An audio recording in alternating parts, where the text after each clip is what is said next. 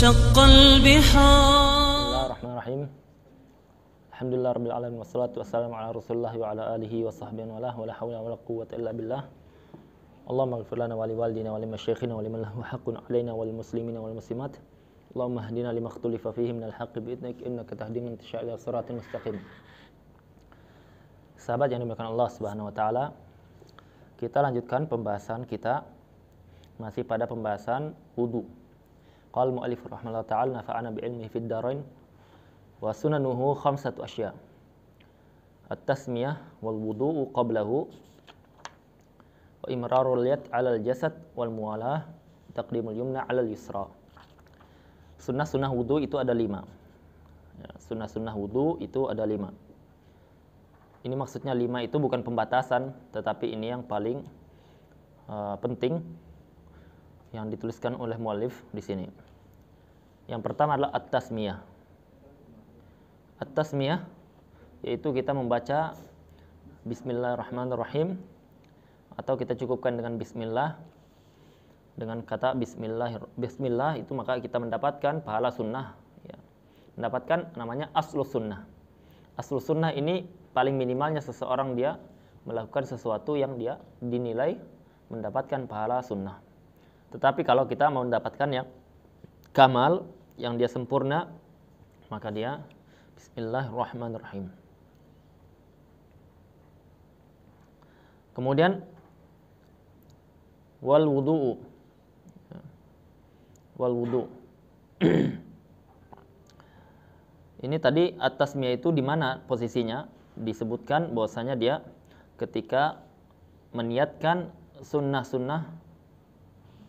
Nah, ini masalah pembahasan ghusl ya. Ya afwan, berarti kita sudah selesai pembahasan wudu. Ini pembahasan ghusl, mandi wajib ya. Afwan, pembahasan mandi wajib. Berarti ini sunnah-sunnah mandi wajib itu yang pertama adalah at-tasmiyah. Jadi ketika dia meniatkan untuk menyiram badannya, ya, ketika dia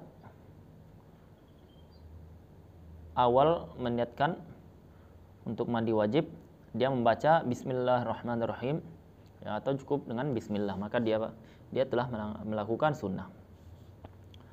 Wal wudu'u qablahu, kemudian berwudu sebelum dia mulai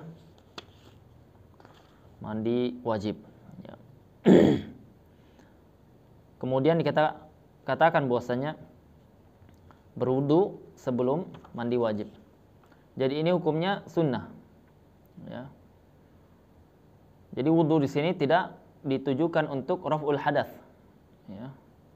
Wudu di sini tidak ditujukan untuk raf'ul hadath. Tapi wudu di sini adalah untuk mengikuti apa yang dikerjakan Nabi sallallahu alaihi wasallam, ya, bukan tujuannya untuk raf'ul hadath. Kenapa? Karena para ulama mengatakan bahwasanya hadath akbar, ya, itu yadkhul tahtahu, masuk di bawah hadath akbar, itu hadath asghar. Seseorang ketika dia melakukan mandi wajib tanpa berwudu, terangkat hadath akbar, begitu pula hadath asghar, ya. Contoh, dia ini dalam kondisi ihtilam, mimpi basah, berarti dia wajib mandi. Ketika kita wajibkan dia mandi, kemudian dia mandi wajib tanpa dia berwudu, maka kita katakan boleh, sah dia mandi wajibnya, sah dia kalau mau sholat, meskipun dia tanpa wudu. Kenapa? Karena hadas akbar yang dia hilangkan dengan cara ghusl mandi wajib ini terangkat pula di bawahnya, itu hadas asghar, ya. Dia hadas asghar juga terangkat. Maka itu kaidah di kalangan para ulama. Tetapi kalau dia misalkan terjadi pembatal wudu ketika dia posisi mandi, pertengahan mandi wajib, contohnya dia mandi, ya, sudah basuh sebagian anggota tubuh, kemudian dia buang angin, ya, dia buang angin, maka kita katakan yang tadi yang sudah dia basuh itu tidak batal dengan buang anginnya dia, tidak batal mandi wajibnya. Yang batal apa? Wudunya. Yang batal wudunya.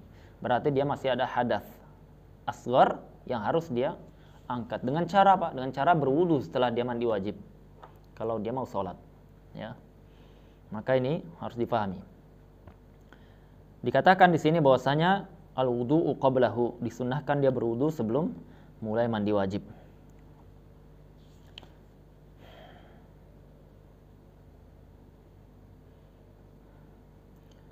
Di sini dia sawaun qaddamal wudu kullahu am ba'dahu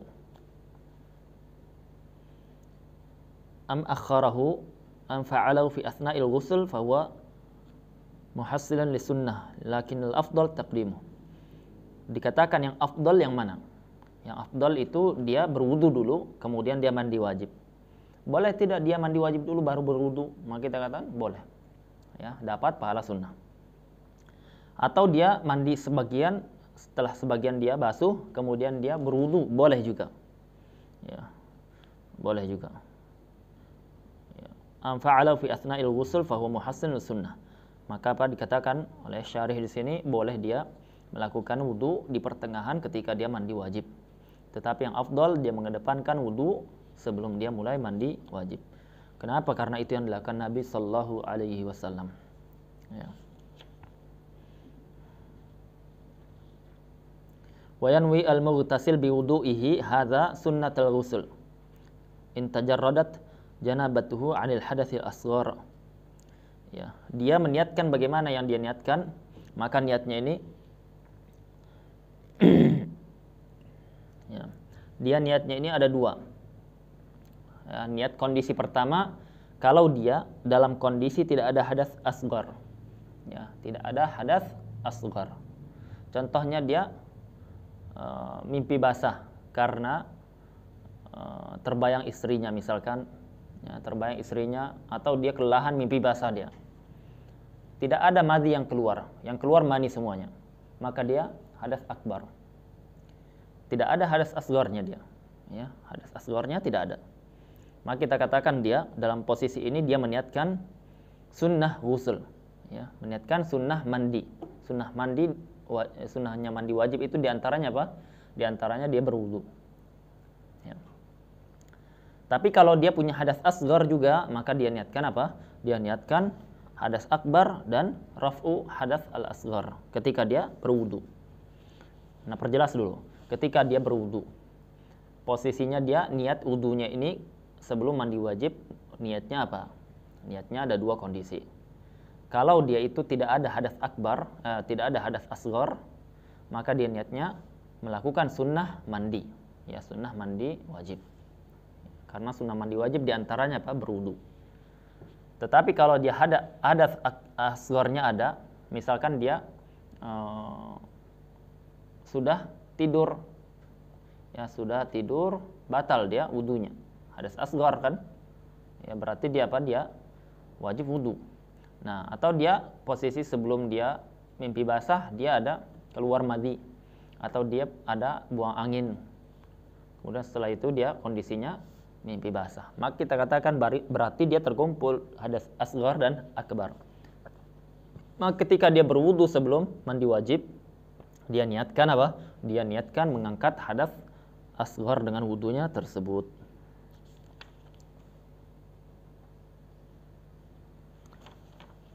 Kemudian yang selanjutnya disunnahkan juga wa imrarul yadi 'alal jasad. Ya, imrarul yad, imrar ya. Jadi dia ketika menyiram ya, tangan satunya ya, dia menyiram tangan satunya itu dia jalankan dengan keseluruhan tubuhnya yang dia sanggup. Ya, bagian depan ya, bagian ma'atif itu bagian-bagian yang dia tempat-tempat yang terkadang tidak sampai air ke dalamnya, tidak sampai air ke bagian tersebut kecuali dengan di sela-sela, di seka-seka seperti itu. Jadi dia dialirkan dengan bantuan tangannya, ya. Kemudian wal muwalah. Disunahkan juga dia muwalah. Ya. Ya, muwalah ini sudah berlalu pembahasannya. Ya, maksudnya dia apa? Dia menyelesaikan antara anggota tubuh yang satu dengan anggota tubuh yang kedua. Dia berkesinambungan. Tidak dia berhenti dulu. Misalkan dia siram bagian tangan. Kan disunahkan itu apa? Dia bagian kanan dulu. Kanan bagian depan, kemudian kanan bagian belakang. Ketika dia siram bagian kanan, bagian depan, dia jangan tunggu sampai kering. Ya, jangan tunggu sampai kering baru dia siram bagian kanan belakang. Kenapa? Karena ini tidak mualah namanya. Tidak mualah itu hukumnya makruh. Jadi meninggalkan sunnah dia makruh. Ketika kita katakan dia disunnahkan, maka dia yang dia lakukan sebelum kering anggota tubuh bagian depan kanan yang sudah dia siram bagian belakang, ya, sebelah kanan sebelum mengering bagian depan. Itu namanya apa? Itu namanya mualah. Tidak wajib, tapi tidak wajib. Contohnya dia misalkan, ya, ini faidahnya apa? Misalkan dia sudah siram, tiba-tiba dia cium aroma gas. Dia sudah siram sebagian, tapi belum seluruh badan kena air. Dia cium bau gas, ya, dia cepat-cepat untuk matikan kompor. Kemudian dia balik lagi. Apa dia perlu ulang dari awal atau dia lanjutkan yang belum terkena air? Ya, jawabannya apa? Lanjutkan yang belum terkena air. Kenapa? Karena tidak wajib mualah, ya, tidak wajib al-mualah, yaitu berkesinambungan dalam mandi wajib, mengalirkan air ke al-basyarah.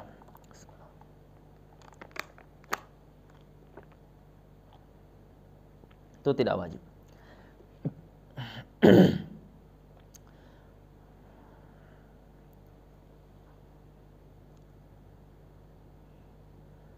Baik. Kemudian disunahkan juga taqdimul yumna 'alal yusra. Ya, mengedepankan yang kanan sebelum yang kiri. Makanya kita katakan tadi disunahkan dia itu ketika membasuh bagian depan yang kanan dulu. Bagian depan yang kanan. Kemudian bagian kanan lagi yang belakang. Jadi disunahkan dia yang kanan dulu selesaikan. Ya. Karena tidak bisa kita ketika mau basuh satu badan depan belakang itu ya ta'adzar, ya, sulit dilakukan. Ya, kalau pakai shower mungkin bisa, tetapi agak sulit, ya. Jadi apa? Jadi yang kanan dulu depan, kemudian kanan belakang, kemudian kiri depan, kemudian kiri belakang. Itu yang dilakukan Nabi SAW. Tetapi kita katakan bahwasanya ini hukumnya sunnah. Kalau misalkan dia mau mulai dari tengah, tetap dia sah mandi wajibnya.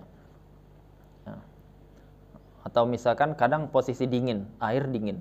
Air dingin itu secara ilmu medis mungkin, ya. Itu kalau kita air dingin, kita jangan langsung guyur dari atas, karena itu akan menyebabkan jantung kita tidak siap. Ya, tubuh kita tidak siap. Jadi kaki dulu. Kaki disiram pelan-pelan, naik ke atas betis sampai ke atas. Kenapa? Karena untuk mengadaptasikan dulu, ya, anggota tubuh kita itu yang paling pertama bisa adaptasi itu adalah kaki. Kaki adaptasi dulu. Kemudian nanti otak itu semacam adaptasi langsung. Oh, ini dingin, ya. Bagian tubuh selanjutnya siap-siap adaptasi. Ya. Nah, itu maka kondisi seperti ini dibolehkan, ya, kita karena ada uzur, ya, karena ada uzur. Apalagi orang yang dia di wilayah gunung, ya, seperti daerah misalkan di Guci, di Pagilaran sana, ya, wilayah Bogor, wilayah puncak itu dingin, maka dia Dia tidak takalluf, tidak membebankan diri. Saya mau melakukan sunnah, ya, dari bagian kiri kanan, dari bagian kanan kiri, ya, bagian atas. Maka dia dibolehkan meninggalkan tersebut kalau ada uzur seperti itu. Ya, selesai pembahasan sunnah-sunnah mandi wajib. Kemudian perkara apa yang dimakruhkan dalam masalah mandi wajib ini? Orang yang dia junub, dia makruh melakukan perkara-perkara berikut. Yang pertama adalah al-akl wasyurb, makan dan minum. Jadi makruh hukumnya dia kalau belum melakukan minimalnya hal yang disunahkan untuk menggugurkan sesuatu yang makruh ini, yaitu apa? Makan minum. Yang minimalnya dia lakukan apa?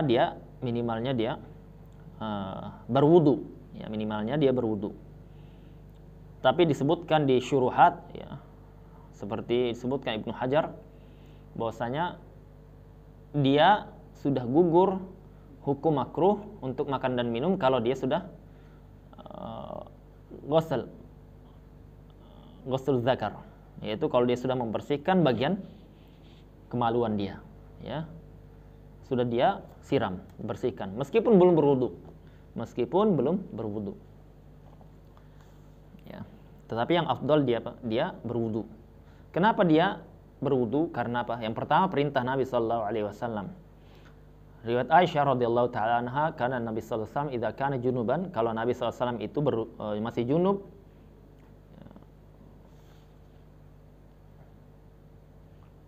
kalau Nabi sallallahu alaihi wasallam masih junub, fa arada an yakul aw yanam tawadda.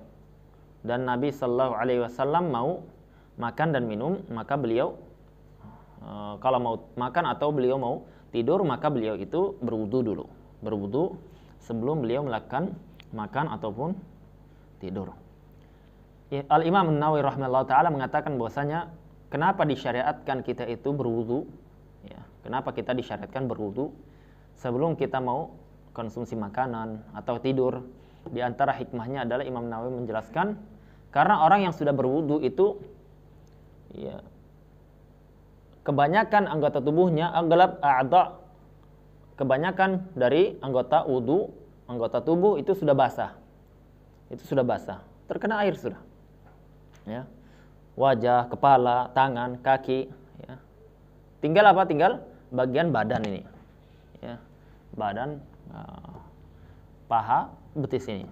Maka kita katakan posisi seperti ini memudahkan seseorang untuk dia sekalian saja mandi wajib. Sekalian saja mandi wajib. Ya, sehingga apa? Sehingga dia dalam kondisi tidak di atas junub, ya. Maksudnya apa? Dia tidak di atas junub itu dia kondisi suci. Ya, dia kondisi suci. Ya, kenapa? Karena Allah Subhanahu wa taala itu mengatakan, Allah Subhanahu wa taala yuhibbul mutatahhirin. Cinta, ya. Allah cinta orang-orang yang al-mutatahhirin. Suka untuk bersuci, suka untuk membersihkan diri, ya. Maka kita lakukan itu. Dan di antara faedahnya ini yuqawil jism wan nasyat, ya, membuat kita itu semangat, membuat kita kuat ketika sudah mandi wajib, ya. Sudah mandi kita ini, sudah mandi atau minimalnya berwudu, maka kita dalam kondisi masih fresh lagi, bugar lagi, ya, kuat, ya. Jadi kalau misalkan kita dengan istri kita, ya, ini kehidupan suami istri yang dia mungkin di tengah-tengah fitnah, jadi dia menambah porsinya, ya, menambah porsi yang halal, ya, dalam masalah ini. Tapi beda kalau kita langsung tidur, itu akan kita lemas, ya, kita akan lemah, ya, dan apa kan kita dalam kondisi tidak di atas taharah. Yang kedua makruh an-naum, ya. Makruh tadi makan dan minum, kemudian makruh juga tidur, ya, sebagaimana hadis riwayat Aisyah tadi. Juga berdasarkan riwayat dari Ibnu Umar, dari Umar radhiyallahu anhu qala, dia berkata kepada Nabi sallallahu alaihi wasallam, ayanamu ahaduhuna wa huwa junub? Boleh tidak ya Nabi sallallahu alaihi wasallam kita itu tidur kondisi masih junub? Maka Nabi mengatakan sallallahu alaihi wasallam, na'am, boleh, ya. Wa yatawaddau insya, dan dia wudu kalau dia mau. Jadi hukumnya apa? Hukumnya makruh kalau kita langsung tidur. Wa kadzalika jaa an Ammar bin Yasir radhiyallahu anhu. Riwayat dari Ammar bin Yasir, dia mengatakan Nabi sallallahu alaihi wasallam bersabda, salasatun la taqrabuhumul malaikah, yang malaikat tidak mendekati dia, yaitu jifatul kafir, bangkainya orang kafir, wal mutadammikh bil khuluq, ya, orang yang dia itu mutadammikh itu dia ada najasah pada dirinya, ya, ada najis, wal junub hatta yatawadda, begitu pula orang yang junub sampai dia berwudu, ya, sampai dia wudu. Maka kita menghindari ini karena fadilah orang yang dia tidak didekati malaikat itu dia yufawitul fadilah, dia menghilangkan fadilah. Sedangkan menghilangkan fadilah itu hukumnya makruh. Ya. Nah, karenanya dalam mazhab Syafi'i itu kalau orang yang dia bersiwak setelah zawal itu hukumnya makruh. Kenapa? Karena itu menghilangkan aroma yang dia nampaknya bau tidak sedap, ya, tidak nyaman. Tetapi itu kata Nabi SAW, atyabu indallah min rihil misk. Lebih baik di sisi Allah Subhanahu wa taala, di sisi Allah dibandingkan parfum, dibandingkan wangi-wangian seperti misik yang harum sekali. Ya. Ketika kita hilangkan dengan cara bersiwak, ya, dengan cara menggosok gigi dengan pasta gigi itu, maka dia Dia hilang fadilah tersebut, berkurang. Maka ini makruh. Ya, itu mu'tamad Syafi'iyah. Pendapat yang dipegang oleh Syafi'iyah.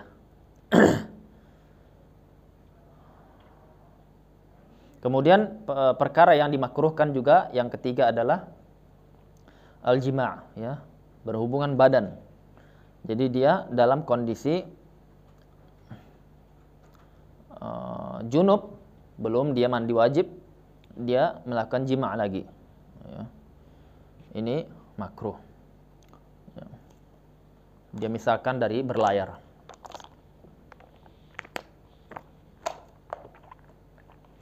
Dari berlayar perjalanan 1 pekan, 2 bulan, 1 bulan, dia ketemu istrinya.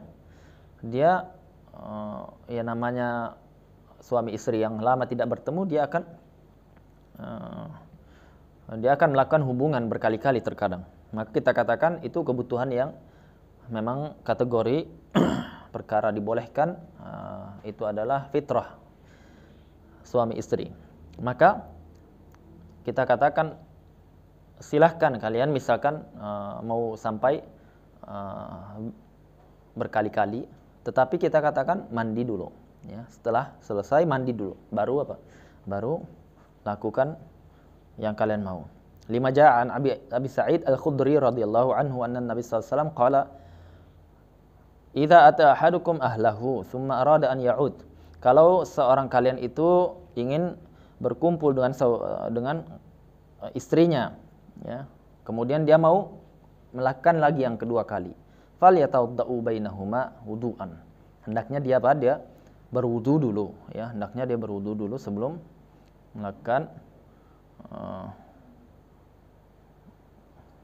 melakukan ziyadah tambahan, ya. Maka sampai sini pembahasan kita cukupkan. Subhanakallahumma wa bihamdika asyhadu an la ilaha illa anta astaghfiruka wa atubu ilaik. Assalamualaikum warahmatullahi wabarakatuh.